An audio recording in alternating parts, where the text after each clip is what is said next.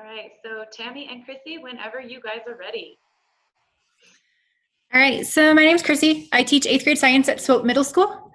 And I'm pretty sure I'm supposed to tell you my sustainability contribution, which I will just talk about how I'm trying to reduce single-use plastics in my life, in my house. So, Tammy? Hi, I'm Tammy Bormans, and I teach 5th grade at Dayton Elementary School. This is my second year doing Project Recharge, and I'm working to become a master teacher. My sustainability contribution, I've actually changed a lot. I'm using a lot less single-use plastic. I started a garden this year. I've also started composting at home, and I'm hoping to be able to start a new composting program at school if and when we ever get back to school. So that's me. Okay, so take a look at this phenomenon. We're doing our first lesson of the year. Although it is a lower grade lesson, it's a really good review for those of you that teach the upper grades, middle school, high school, to just kind of review things. So I want you to take a look at this phenomenon, the potato lamp, and in the chat, type in some things that you observe on this, and what are some questions that you have about this phenomenon. We're going to take just a couple minutes. Megan's asking, does it work? Trying to see the chat. Erica, why a penny and a nail? That's a really good question. Is the light brighter with 2 potatoes? Oh my gosh, how do you guys keep up with all these chats? Can you use 2 nails? That's a really good question. What would 2 nails do instead of 1 nail? Okay. Does having 2 potatoes, can you use a coin? What's the difference between using only 1 potato versus 2?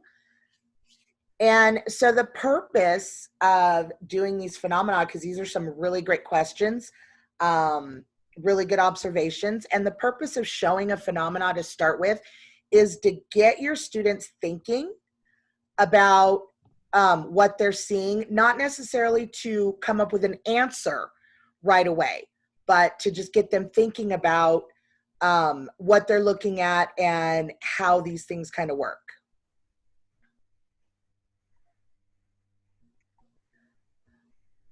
What's the difference between the red and the blue? That's a great question. These are all really good questions, and these are questions that I can see the students actually asking. So awesome. And then this is also something that you can go back, and we will later on, if we have time in this, we will go back to this and maybe answer some of these questions later in the lesson. All right, Krissy, are you ready? Yep, so we are going to look at this simulation. We're going to kind of explore. So this is something you could have your students do themselves for the virtual learning, like the training that we're in. It was just easier for me to show you what happens.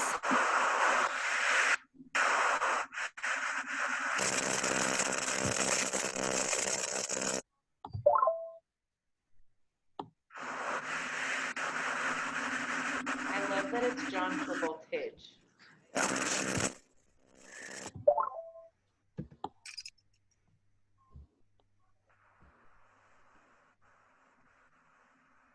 So as I'm doing this, notice different things that I'm trying out, what's happening to those electrons. Do one more.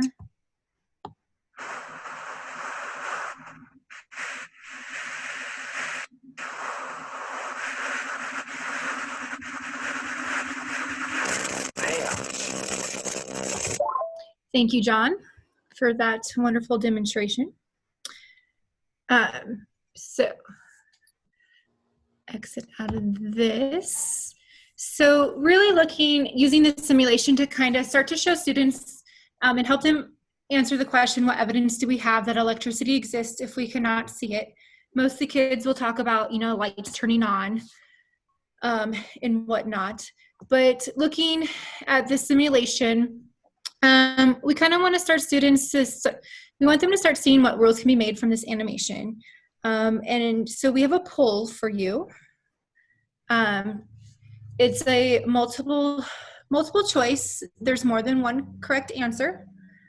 So please go ahead and select all that apply based on what you saw in the simulation.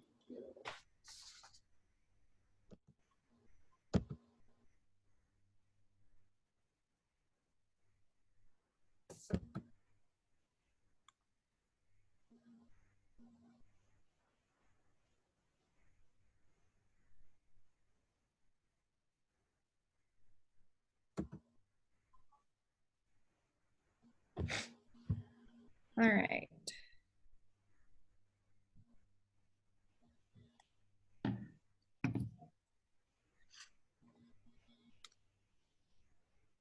So it looks like a good portion of people have responded.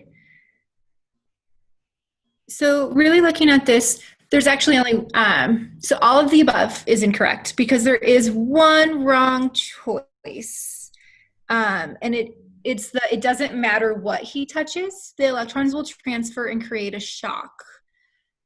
Which at this point, your students may not be aware of conductors and insulators, and that's okay at this time. You can use this kind of to guide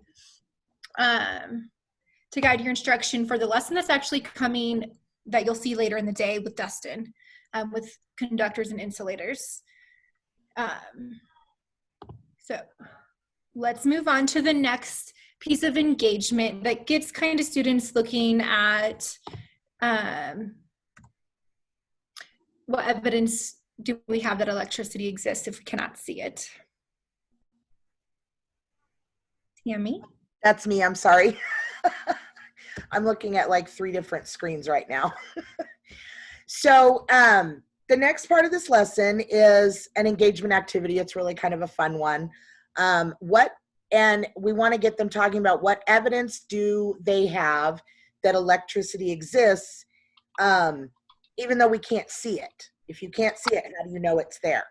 So you guys should have, you guys should have in your kit you should have tape, Scotch tape to use, right? Guys, yep. They should have that, right? Okay, and Krissy's gonna demonstrate it. And you guys, you can, if you have your tape, you can get it out and you can try this yourself. So what you're gonna do is the first part of the activity, you're going to take 2 pieces of tape about 10 centimeters around there. You can tell the kids maybe the length of their finger or a little bit longer, especially if you have smaller kids. And you're gonna put both of your pieces of tape down on your table or counter or whatever sub you have, and you're gonna stick it to the counter. You wanna have it hanging off the edge just a little bit and fold it over so that you have something to grab onto.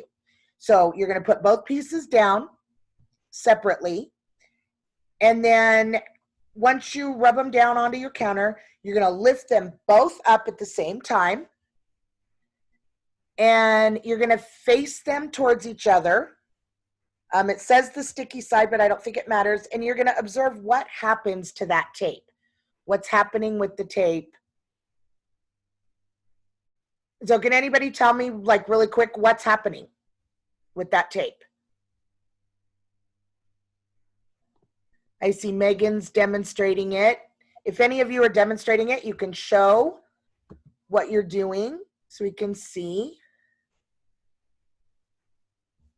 I have it up on my screen if it doesn't work for you or you didn't understand, but you put 2 pieces down. These are both the sticky sides of the tape, and when I put them together. Mm-hmm.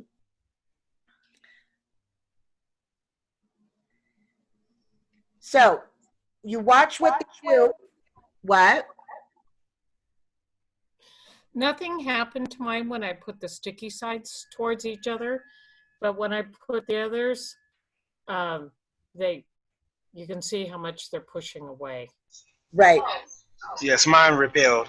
They're repelling, right. Okay, so now what Can I really fast, Tammy? what Can I just say, so I will say that the first surface I tried, I couldn't get this to work.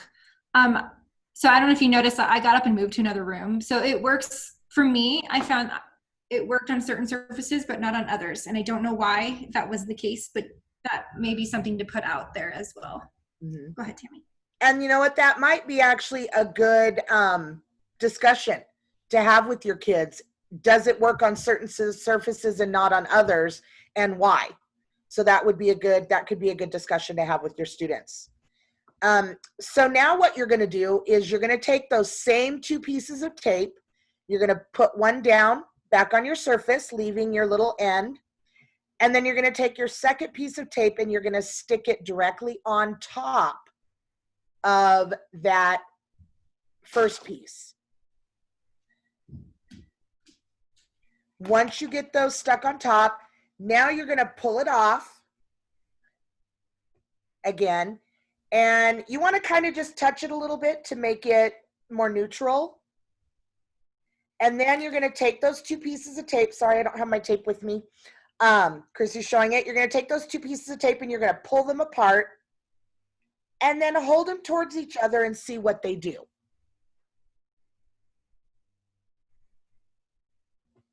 So Megan and Krissy doing it. Clyde's doing it. Marcy, nice. So what do you guys notice this time? What is happening this time? They attract each other. Right. They're attracting. All right.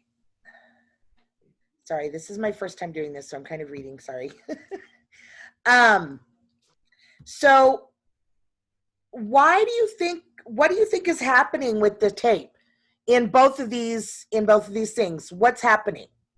And why do you think it's happening? You can put your answers in the chat.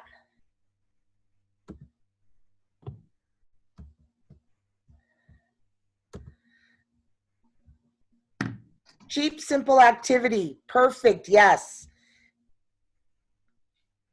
It's not something that requires a lot of resources.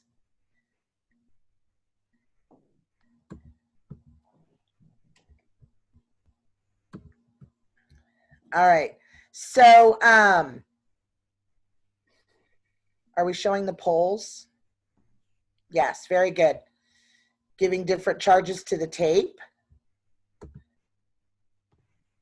How many of you kind of relate this to like a magnet? What you see in a magnet. If your students have experience with magnets and opposites, all the attraction and the repelling, you may see students make a connection to that as well.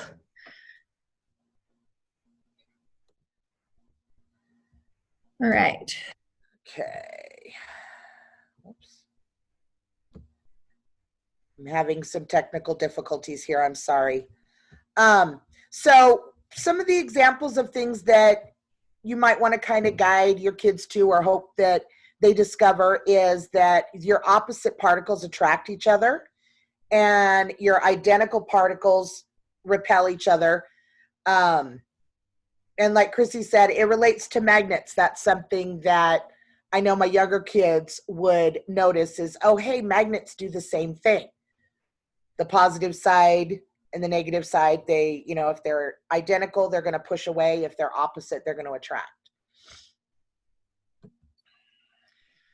And then, let me see. Do we want to show that link? The video?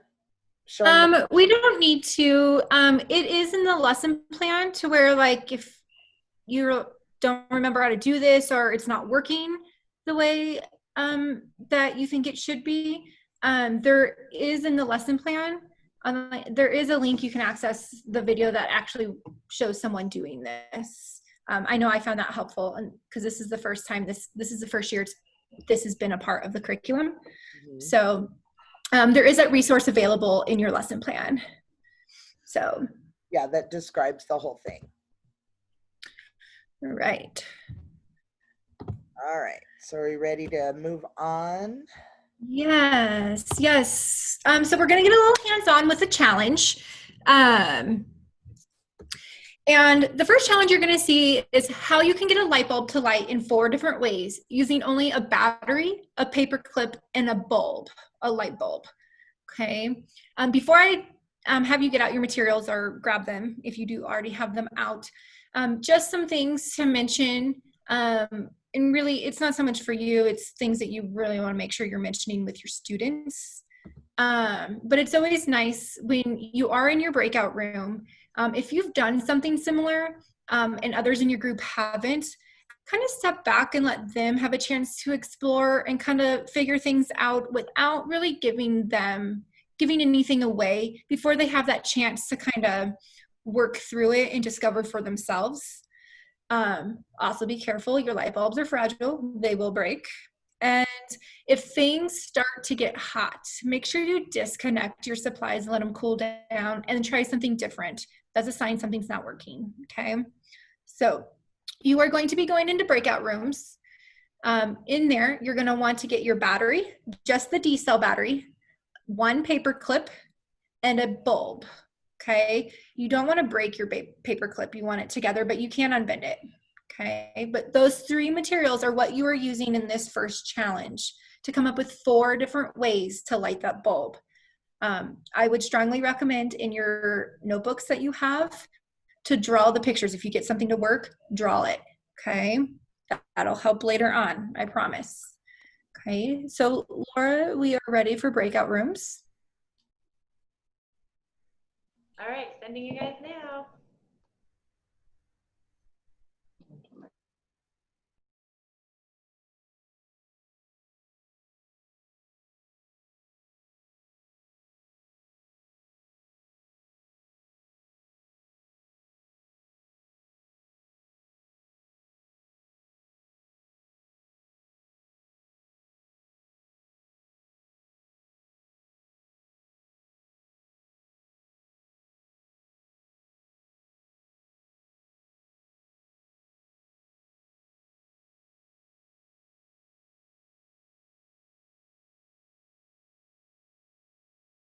I like how we all just waited and stared at her. We were like, oh no.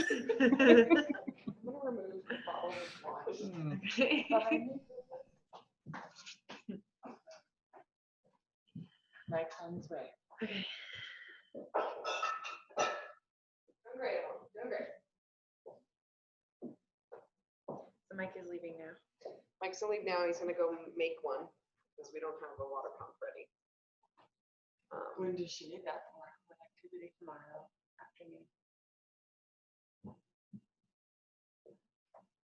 Does she lose a check mark? Check. Yeah.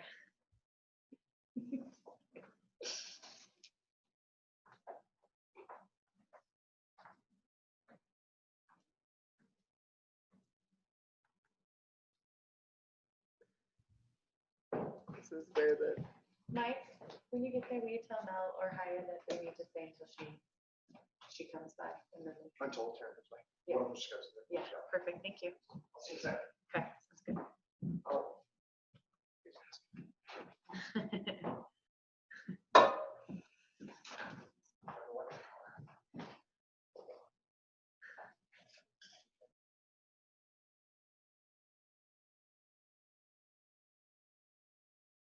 A game called I Spy, and they could send one student to another group to go see how another group got it to work, and then they would take that information back to their group.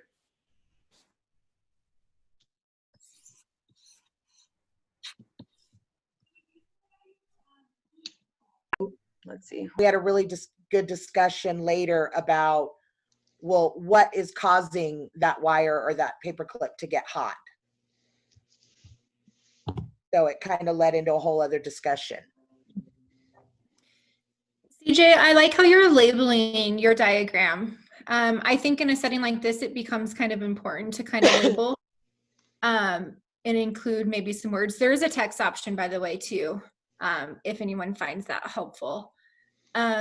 So who can tell me what they noticed different about these pictures?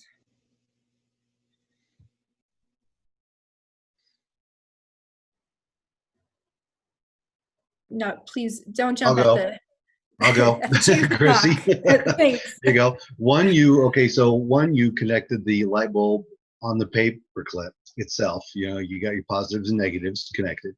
And then the other one, you connect to the paper clip to the positive, and you put the paper clip and the light bulb on the negative, and then you do the opposite of the other one. You've got it connected to the light bulb itself, and then put the light bulb on the positive. One CJ did. Okay. What do you notice about the light bulb itself? It's the location. There's a different location for the. There's your answer. Oh, yep. CJ just tacked on there. He puts on there that the side's touching the positive side of the light bulb. The side of the light bulb is touching the positive side, but the paper clip is going from the negative end of the battery to the bottom of the bulb. Yep. So really showing that, and I know it's hard to draw on this, but I think really stressing with your students the importance of, a good diagram labeling. Whereas if you can't artistically show that concept that CJ just typed in there and explained, it's good to have that written text in there to kind of explain what maybe you couldn't draw. I'm looking at these and I think I might know why I wasn't able to get my light bulb to. And why is that, Marcy? Well, my light, I didn't ever unbend all of the parts of my paper clip. So I think all of these are nice arcs and mine has lots of other bends in them. So that's my guess. So using the full potential of your equipment. Yeah. And that's the one advantage to working in groups with this, is to kind of have that dialogue. When students start to see other people successful, but they're still struggling, having them ask, like, what are you doing that's different than what I'm doing? Getting that dialogue going between the students. So I really want to stress we're going to go with the pink battery and how the light's touching that way. And then the CJ's drawing in the top right corner. So there's 2 for sure ways that they come. Brett, was that you that drew in the middle? Yes, it was. Okay, sorry. I think I thought it was here. Dan at first. So I want to point out the wires touching the light bulb. Now, in real life, was your paper clip, was it touching just the end of the light bulb? And it was connected like that? Yeah. Okay. Just at the end.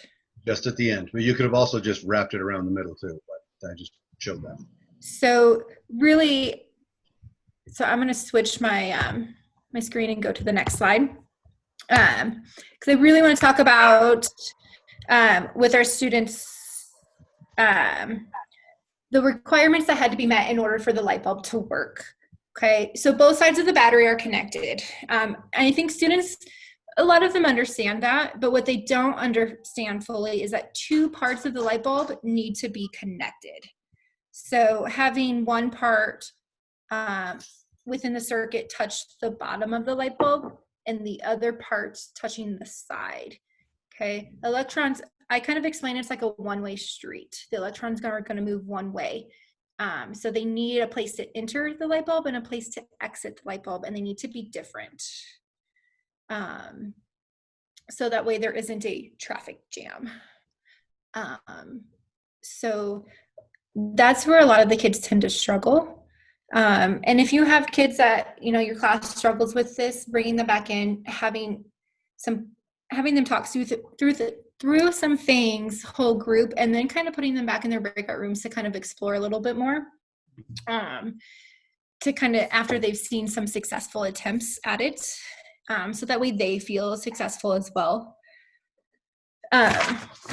So I want to give you time to kind of explore some of the other things. I think there's another slide. So now bring in the wire, set the paper clip aside, explore making, and I'm going to go over this whole slide so you can just have the time to explore, but make the light bulb light using one wire. So switch out the paper clip for the wire, and then explore building your simple circuit using the other components. Try 2 light bulbs, try 2 wires, try hooking up the D-cell battery and the battery holder. You know, how does that help? I know some people talked about, you know, having a hard time, you know, holding it all together with their hands. This is where the battery holder and the light bulb holder come into play. So just as you explore, feel free to unmute yourself. If you've discovered something new, share with the group so maybe someone else can try it. If you have questions about how something works, like you don't know how to hook up the wires to the battery holder or the light holder, ask. Someone in the group can probably help. If not, Tammy and I are here. But also take the time to draw in your notebook of the circuits you created. So go ahead and give you some time to do that. And drawing those circuits, guys, drawing what you do is going to be really important because that's something that we're going to need later on. And you'll see why it's going to be important to draw out what you did so that you're not trying to remember later, oh my gosh, how did I do that?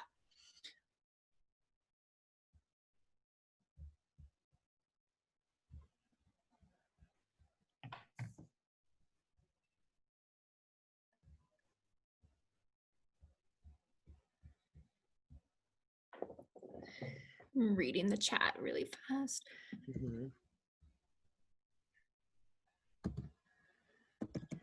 So CJ asked, do you bring up anything about why it gets hot? Tammy, do you want to talk about that? I'm sorry, what? Or, I was reading. So, I know it's hard to multitask here. I know. Why it gets hot. Sorry. So this was a big discussion that we had because when my kids were doing this and they were actually drawing samples in their science notebooks when they were doing this, and they were actually putting examples of what they did.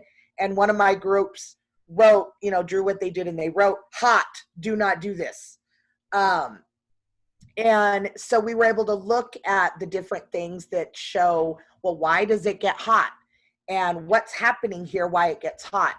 And so the reason, do you want me to give them the reason, Krissy, or are we just discussing this? Yeah, you can talk about it.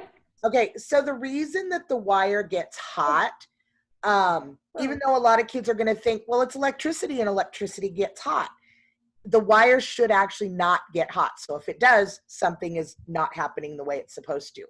And the reason is because as the electrons are flowing and they hit a resistive force, then it doesn't have any place to go. So it's just going to stay in there. And I don't know if that's exactly technically the right way to explain it, but that's how I explain it, is for my littles to figure out, is it's just bouncing back and forth. It's not going anywhere. And as it just sits there and bounces back and forth, it's going to heat up. So they have to figure out what they need to do to open that up to let those electrons continue flowing. Hope that's a understandable enough explanation. So the next that we're going to move on to, because it connects to this, and it's possibly a good, with distance learning looming over us, this is a good way to kind of have students explore the scientific equipment that you're actually physically using that they may not have available to them. So we're going to explore the simulation that allows the kids to work with the same equipment. So in chat, there is going to be a link posted in there, whether now or when you're in your breakout room. You're going to explore the simulation. There's an introduction and a lab. Really, it doesn't matter which. You may just want to start in the introduction. It's a little bit more basic. But you're going to explore it. You're going to build a complete circuit. And then draw your circuit in your notebook, including all the components. As Tammy mentioned earlier, this is something that's going to come into play later on. That's why I keep stressing drawing the circuits in your notebook. Okay. So we're going to go into breakout rooms for about 6 minutes to explore. Okay. Please feel free to ask any questions that you have to the master teacher in your room. Are we showing the video, this video in the room? No. Okay. They're just working with the simulation. Okay. And the link is in chat. Yep, that link is in So Laura, chat. if you'd You put guys us in wanna go breakout ahead and rooms. Click on it before I send you to breakout rooms because you don't have access to the full chat afterwards. So if everybody could go ahead They and click should. on that now. And then we can copy it and put it back in the chat in the breakout rooms, but just in case, if you could open that up. Laura, they should still have access to the chat. It should still show everything. Okay. All right, we're sending you guys now. It's okay, because everybody can post it in chat. Yeah.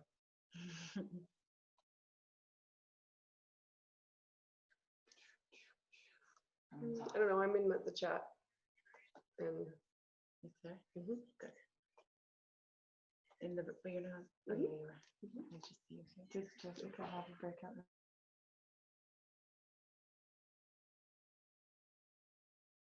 Sorry, Jessica, I forgot you rejoined. Let me get you to a room.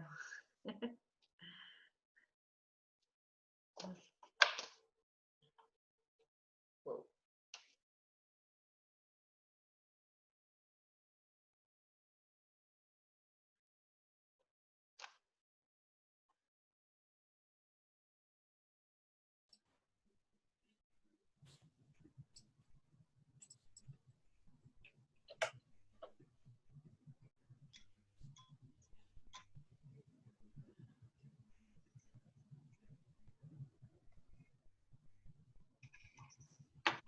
Is everyone able to kind of get into that PhET simulation?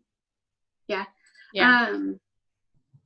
I don't know if you guys have ever used PhET, but I super like it. And this one, the kids can literally do the exact same activity you would do hands-on, but virtual, which is really cool.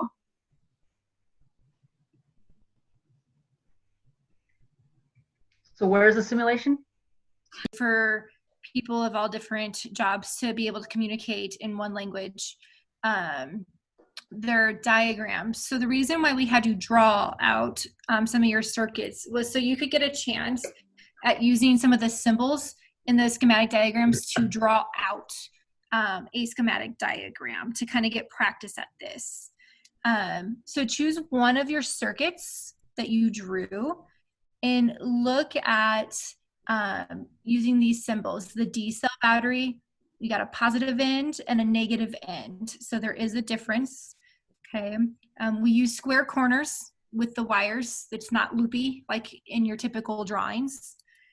I know some people use the switch. And so there's a place where you can draw in a switch. I'm going to actually bring up the whiteboard so that way you can actually draw one of your schematic diagrams. And so you can actually just add that in, all of you, working at the same time. So I have that up. Feel free to jump in and start drawing.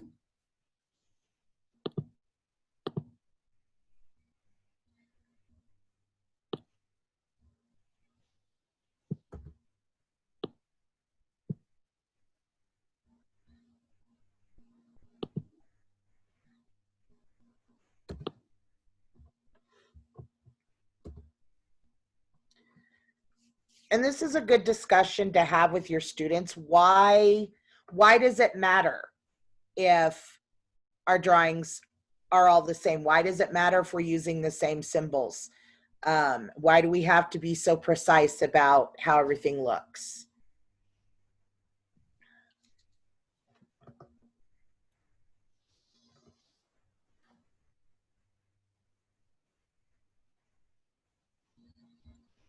There's a good one. Good. I like how you're the person in blue. I like how you're showing the wire connected to the battery, that negative end. Ooh, and there's a switch involved. Mhm.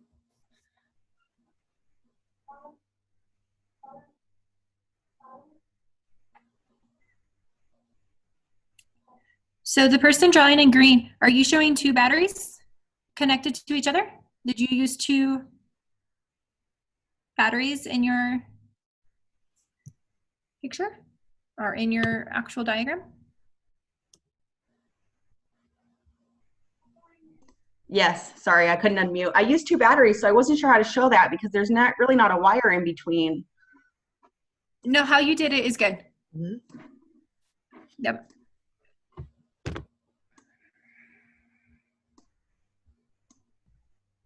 Oh, I like that. Whoever's doing that one at the top right corner there, I'm assuming that's showing that your wire is hot.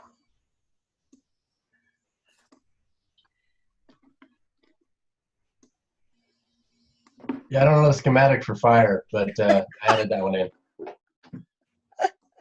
No, that's actually pretty good.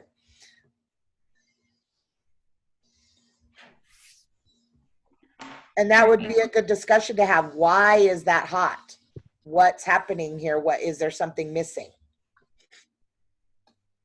All right, give about 10 more seconds for this. Good drawings, guys. And so while you're wrapping this up, there's more activities that you would do with this.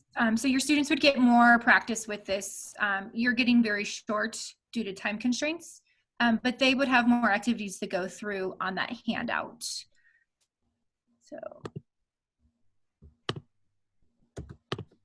all right. So, oh, I turned it off. So if you're drawing, you're now just going to be annotating on the PowerPoint, just so you know. So going through, so these are some of the examples of what the student work could look like on the handout. So those are the things the students would be doing. Other resources you have available, I'm going to go through really fast because we are over time. So you have the Frayer model vocabulary, where they're looking at closed circuits, open circuits, schematic diagrams, and defining them kind of in their own language, drawing pictures. Use that as homework, group work, however you really feel necessary. The last thing that's available to evaluate your students is this handout that has the 6 pictures, and they go through and identify, will the light bulb or the motor turn on? And so I know I have my students kind of work in groups on this and actually get their hands on the materials if they can't tell. But this is a quick way for you to know, did they understand this or not, or do you need to work a little bit more? So that wraps, oh, no, Tammy, I'm sorry. Got one more thing that was a new thing. Yes, I was actually just going to ask Megan, are we going to keep this here or are we moving this into the next lesson? This will be here. I actually have a different art lesson in the works for 1.2. So if you could go over this briefly, Tammy, I would super love it. Okay. Because it's really cool. This is really cool, and I'll just do it really quick. I could talk about this for an hour. Want to add kind of an extension activity. It's an art edition that you can do. It's a continuous line drawing. The students, and you can read that, the students examine Alexander Calder, really famous artist that uses continuous lines, and he transferred this from drawing to sculpture with wire. And so you set it up. It's really easy to do. There's all they need is pencil, a marker, paper, and something to like kind of make their outline circle. And then they can relate this to how a circuit works. And my 5th grade class, we piloted this virtually right at the end of the school year, and it was fabulous. The kids had a blast with it, and it made a really good evaluation for me because I was really able to look and see what my kids truly understood and what they didn't understand about circuits from how their drawings were and what they wrote about afterwards. So it's a really cool extra thing, and everything that you need is available on the teacher portal for it. And it was just a lot of fun, and they came up with some really great questions and some really good discussion about it. Great. And I think Thank that's you, it for Tammy us. and Krissy. That was awesome. It was really fun on my side to get to see everybody playing with their material.